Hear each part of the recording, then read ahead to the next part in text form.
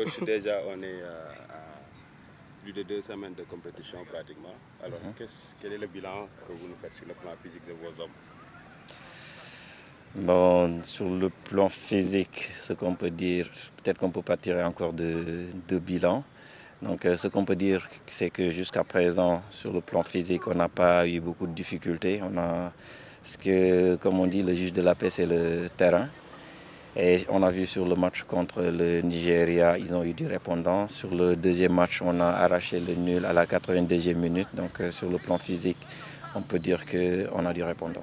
On a joué 2 matchs, bien sûr, 2 matchs intenses contre le Nigeria, contre le Congo. Sur le plan physique toujours, est-ce que vraiment on est prêt pour jouer un match très difficile et très décisif le match prochain? Oui, je pense qu'on est prêt. On a fait la préparation qu'il faut. Jusqu'à présent, on fait le travail qu'il faut. Et là, il nous reste 2 jours avant le match, 2 séances d'entraînement. Donc, on a fait en amont le travail qu'il fallait. Et puis, on a un travail de décharge à faire pour aller vers le match du mardi, Inch'Allah. Et la pertinence de s'entraîner aujourd'hui, le matin, quelle est cette pertinence? Pourquoi cette option? Cette option, c'était en rapport avec le match qui devait avoir lieu ici pour juste aller voir le match. Donc c'était juste pour ça. Mais que ce soit le matin ou l'après-midi, c'était la même chose. Donc voilà.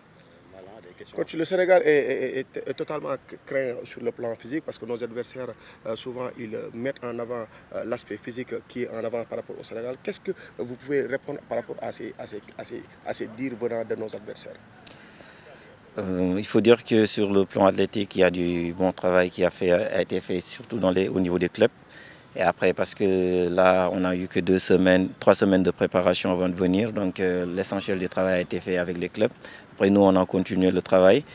C'est vrai que sur les différentes compétitions que le Sénégal a gagnées surtout, on a vu que sur le plan athlétique, on a eu un ascendant sur le plan athlétique. Et je pense que ça va continuer à nous sourire sur un bon moment.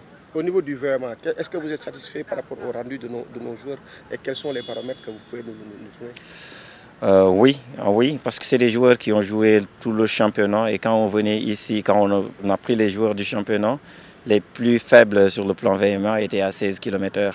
Et puis on a des joueurs qui étaient à 18-17 km/h, c'était des moyennes pour jouer au plus haut niveau.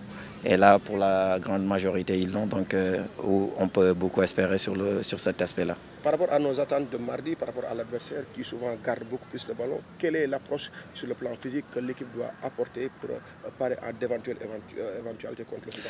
Bon, par rapport à l'adversaire qu'on a vu, ce n'est pas un adversaire qui garde le ballon, c'est un adversaire qui joue direct. Et c'est plus par rapport au duel, sur le plan aérien qu'il faut être présent. Donc ils ont moins de maîtrise et plus un jeu direct sur leur numéro 15 qui va jeter la plupart des ballons. Et nous, on doit être prêts au niveau de l'impact et sur les duels aériens pour pouvoir répondre présent sur ce match-là. De nos jours, on a vu beaucoup de préparateurs physiques qui s'immiscent en symbiose dans la préparation technico-tactique. On vous a vu aussi amener votre touche. Est-ce que c'est une nouvelle donne du football moderne? Bon, oui, en général, c'est même les préparateurs physiques qui sont à la limite adjoints et qui passent entraîneur. Moi, j'ai ma licence B et je suis en train de passer la licence A. Donc, je suis préparateur physique et entraîneur en même temps. Donc, ce n'est pas un problème d'allier les deux. Donc, voilà. Merci.